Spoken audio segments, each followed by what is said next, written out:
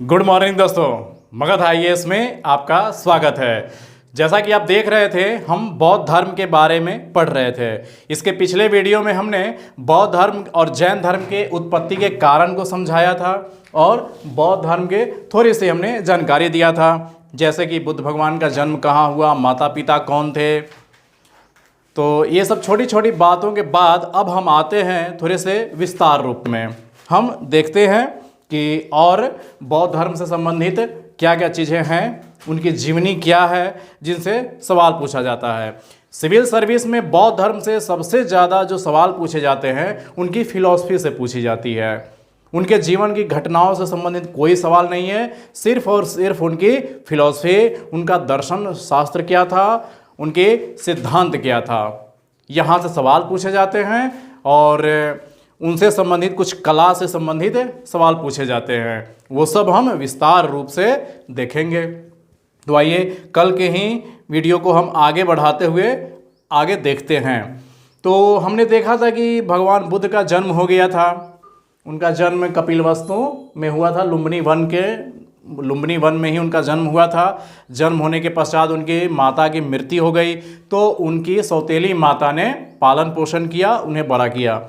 जब ये 16 साल के हो गए तब पिताजी को, वैसे तो एक सन्यासी ने इनके जन्म के पहले ही भविष्यवाणी कर दी थी कि यह बालक ये सांसारिक मोह माया में नहीं बंधने वाला है और ये कुछ विशिष्ट कारणों से बना है। तो जब ये 16-17 साल के हुए तो हमेशा ये एकांत में रहते थे, तो किसी से ज़्यादा बातचीत करते नहीं थे, हर चीज़ को एक अलग दृष्टि से देखते थे। जैसे अगर सूर्य को देखे तो ये प्रश्न करते थे कि ये सूर्य क्यों बना है, किस लिए बना है, किसके लिए बना है। हवा, पानी, धरती, आकाश, जो भी चीज़ ये देखते थे उसके बारे में अजीबो गरीब सवाल पूछते रहते थे और इनके सवाल का उत्तर किसी के पास नहीं होता था। तो इनके पिताजी घबरा गए तो सोचने लगे कि कहीं सच में ये सन्यासी न बन जाए। तो इनके पिताजी ने इनको सांसारिक सुखों में व्यस्त रहने के लिए उन्होंने सोचा कि क्यों ना इनकी शादी कर दी जाए, और जब शादी एक बार हो जाए तो फिर ये सांसारिक मोह माया में बंध जाएंगे और इस तरह से ये सन्यासी नहीं बंधेंगे।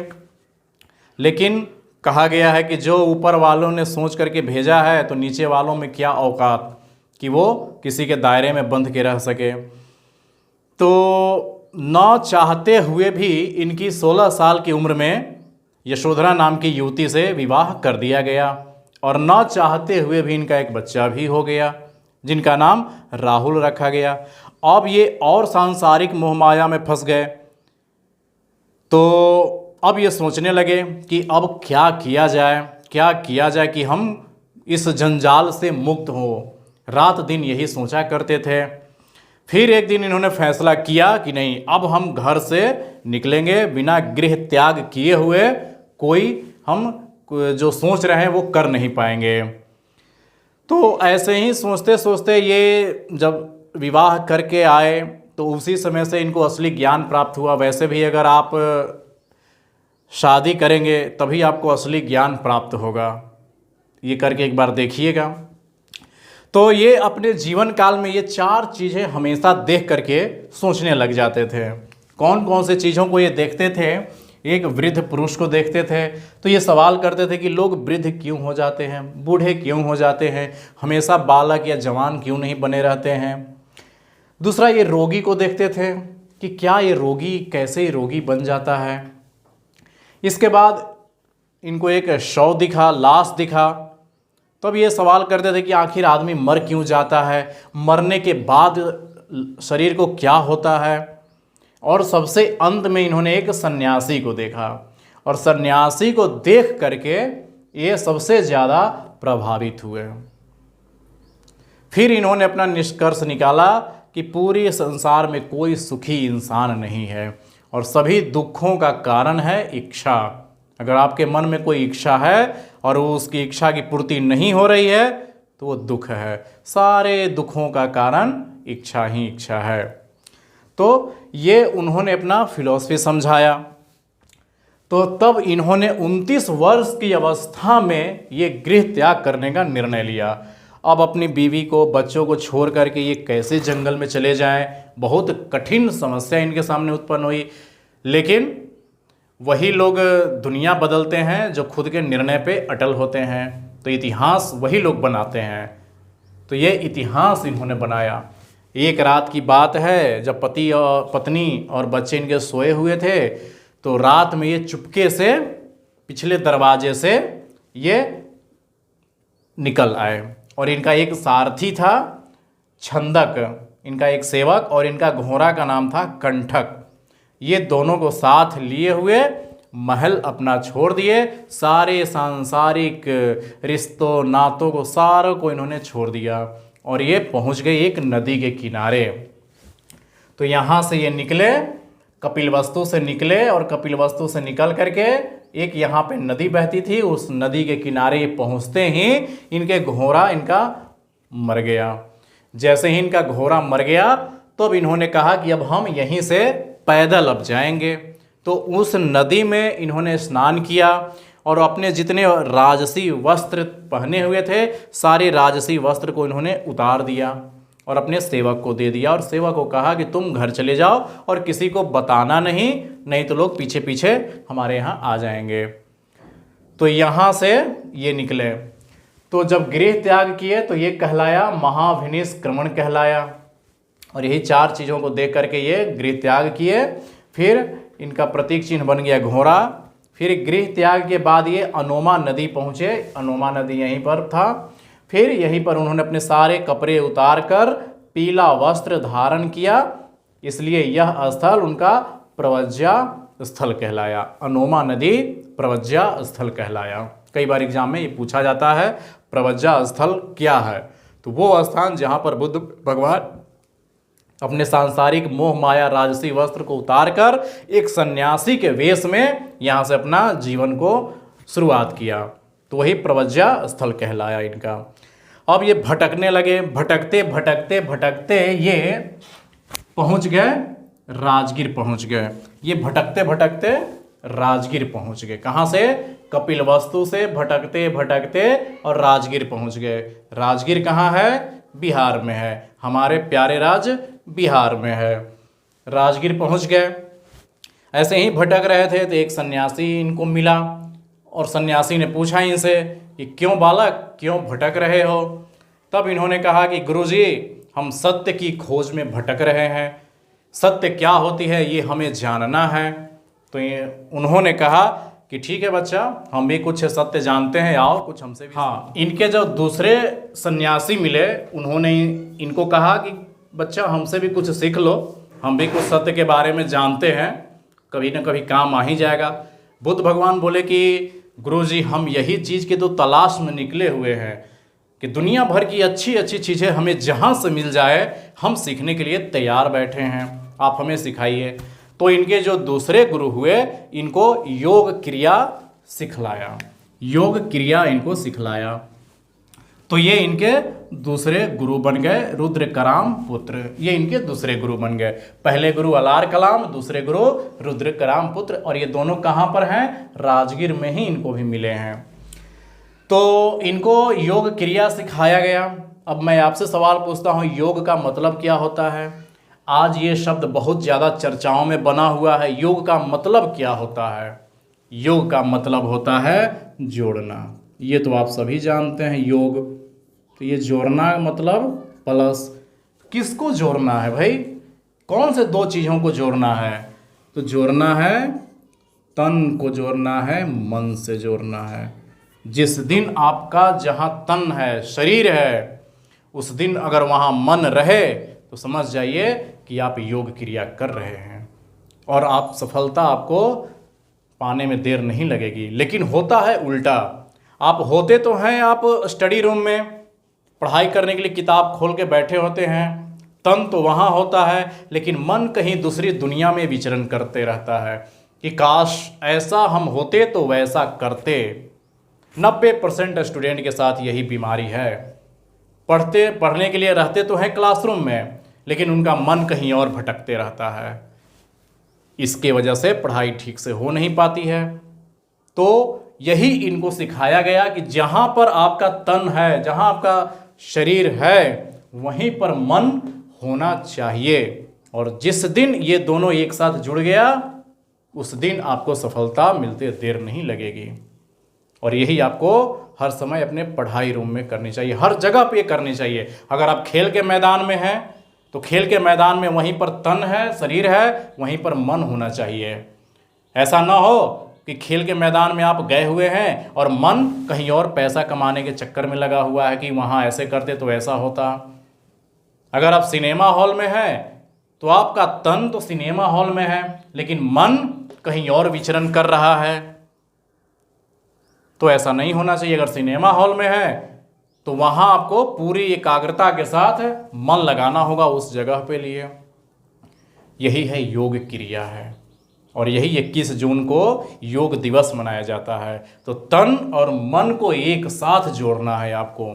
और जिस दिन ये जुड़ जाएगा, चाहे आप किचन में ही क्यों ना रहें, अगर आप किचन में हैं खाना बना रहे हैं और अगर वहीं पर मन है तो खाना स्वादिष्ट बनेगा। लेकिन पता चला कि खाना तो आप बना रहे हैं लेकिन मन लगा हुआ है ससुराल में, मायके में, तो नमक तो कम ज़्यादा तो हो ही जाएगा, इसलिए खाना आपका बेकार हो जाएगा। तो जहाँ पे तन है वहीं पे मन होना चाहिए। इसी को जोड़ना, इसी को योग क्रिया कहते हैं और यही भगवान बुद्ध को सिखाया गया। तो भगवान बुद्ध दो चीज़ सीख लिए, समाधि कैसे करनी है और योग क्रिया का मतलब क्या होती है।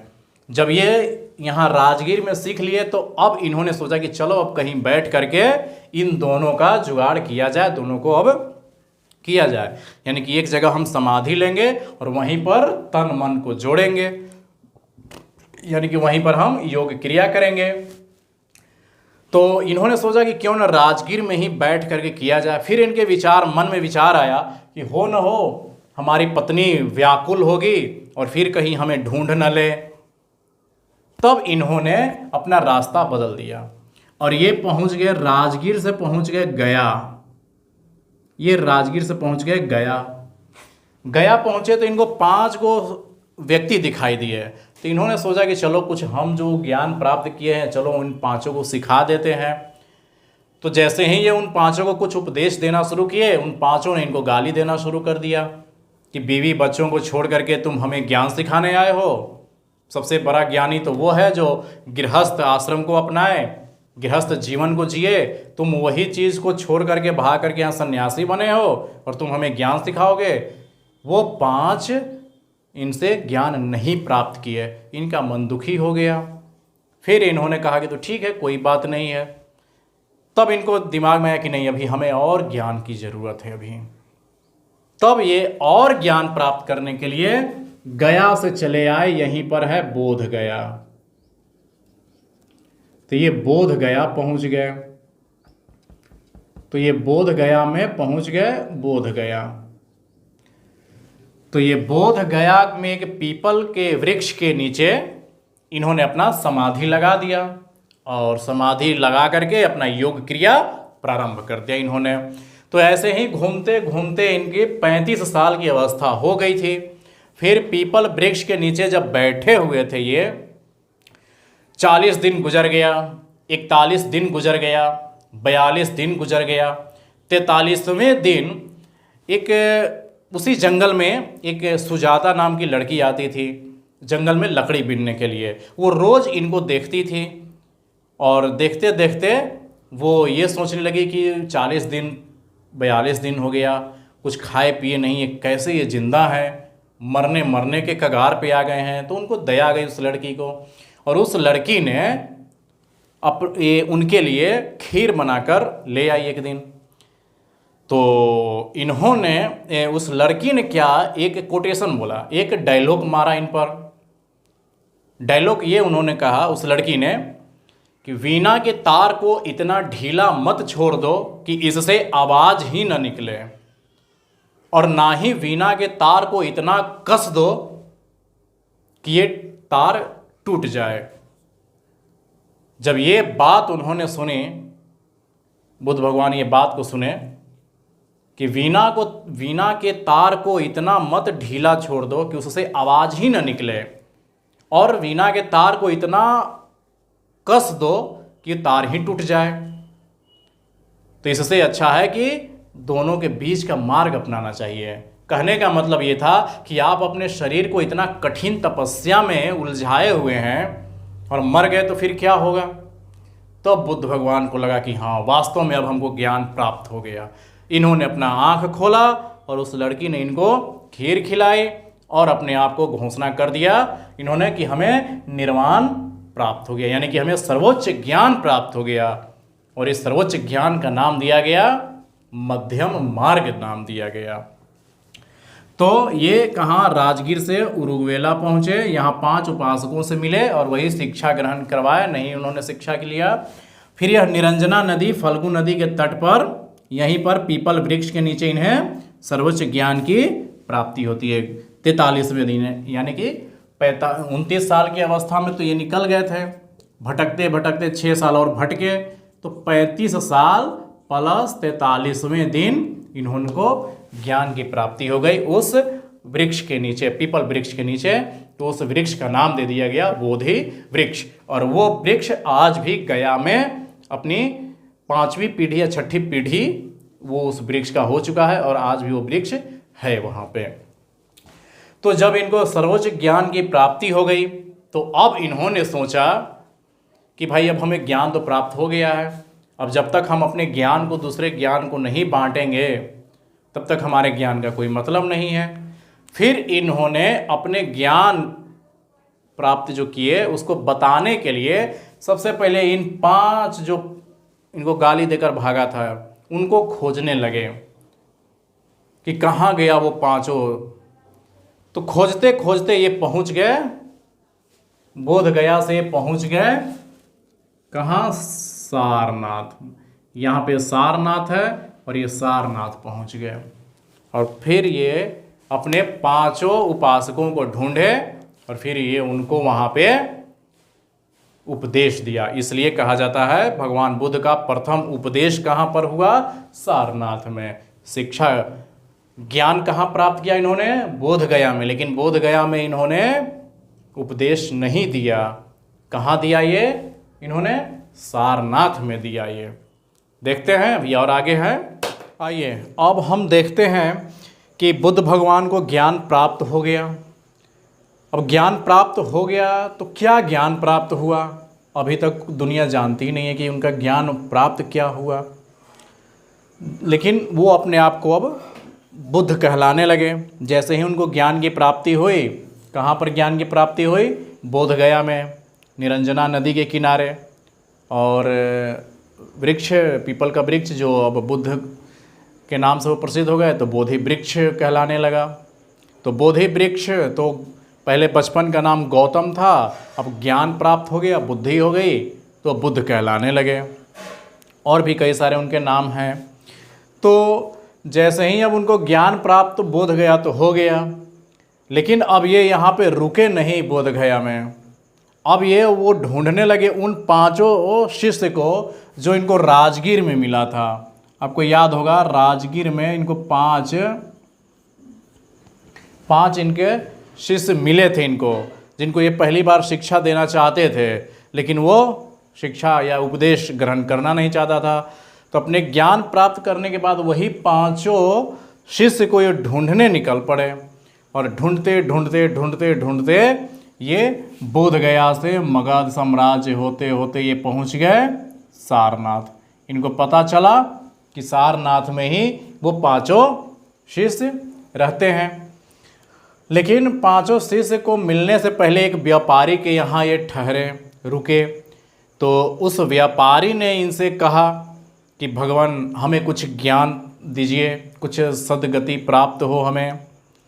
तब भगवान बुद्ध अपना पहला उपदेश सारनाथ में ही उस व्यापारी को उन्होंने सुनाया। जब वो व्यापारी को उन्होंने ज्ञान ये पहला उपदेश सुनाया तो ये कहलाया उनका धर्म चक्र प्रवर्तन, धर्म चक्र प्रवर्तन, ये उनका धर्म चक्र प्रवर्तन कहलाया। तो देखते हैं बोध गया से ज्ञान प्राप्त करने के पश्चात वे कहाँ पहुँचे, सारनाथ पहुँच गए। सारनाथ में एक हिरणकुंज नाम का एक जगह है, हिरणकुंज नाम का एक जगह है सारनाथ में, यहीं पर ये पहुँच गए। और जब ये आप पहुँचे तो यहीं पर अपने पुराने 5 साथियों को पहला उपदेश दिया। अच्छा, पहला उपदेश इन्होंने अपने 5 साथियों को ही दिया था। हाँ, पहला उपदेश इन्होंने 5 साथियों को ही ये पहला उपदेश दिया। यहीं पर प्रथम उपदेश इन्होंने दिया, उस उपदेश को कहा गया धर्म चक्र प्रवर्तन कहलाया ये। और उन्होंने उपदेश में क्या सुनाया था?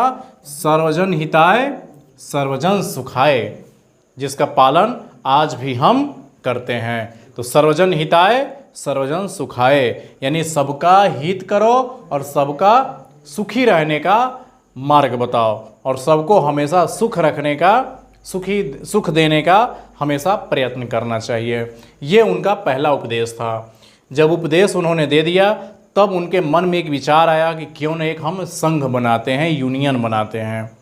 तब उन्होंने एक संघ बनाया और उपदेश देने के उपरांत सारनाथ में ही एक संघ की स्थापना की उन्होंने। और संघ में जाने वाला पहला व्यक्ति यश नाम का एक वाराणसी का व्यापारी था। यहाँ पर ये व्यापारी पहला था। तो इन्होंने संघ बनाया और संघ में प्रवेश करने वाला पहला व्यक्ति वाराणसी का व्यापारी था। फिर प्रवेश करने वाला दूसरा व्यक्ति उनका वही जो 5 शिष्य जिनको ये उपदेश सुनाए थे, वही 5 शिष्य इनका इसमें जा कर के शामिल होता है। इस तरह से ये संघ बनाते हैं। अब ये हमारा पार्ट 2 वीडियो था। पार्ट 2 वीडियो के बाद अब हमारा आएगा पार्ट 3 इसी पर। अब वो उस वीडियो में आपको हम ये बताएंगे इनकी यात्रा क्रम कि बुद्ध भगवान अब सारनाथ में इन्होंने पहला उपदेश दे दिया। अब इनके मन में ये विचार आया कि केवल अब सारनाथ में ही हम विचार अपना उपदेश नहीं देंगे, बल्कि घूम घूम कर जहाँ जिसकी ज़रूरत हो अंधकार में हम प्रकाश फैलाएंगे। जहाँ कर्मकांड ज़्यादा है वहाँ पर हम ये अपना उपदेश दे करके लोगों को शिक्षित करेंगे और लोगों को जागरूक करेंगे, लोगों को तर्क संगत बनाएंगे। और फिर इन्होंने ये अपने यात्रा क्रम पे अब निकल जाते हैं और हर प्रदेश में, हर महाजनपद में जाकर ये वहाँ पे उपदेश देना शुरू करते हैं और एक संघ बनाते हैं। और इसी संघ में जो इनके शरण में आना चाहता है, यानी कि जो बौद्ध धर्म में अपनाना चाहता है, वो संघ में चला जाता था। तो ये यहाँ से अब इनकी एक अलग प्रकार की यात्रा शुरू होती है, जो हम इसके अगले वीडियो में देखेंगे। धन्यवाद दोस्तों।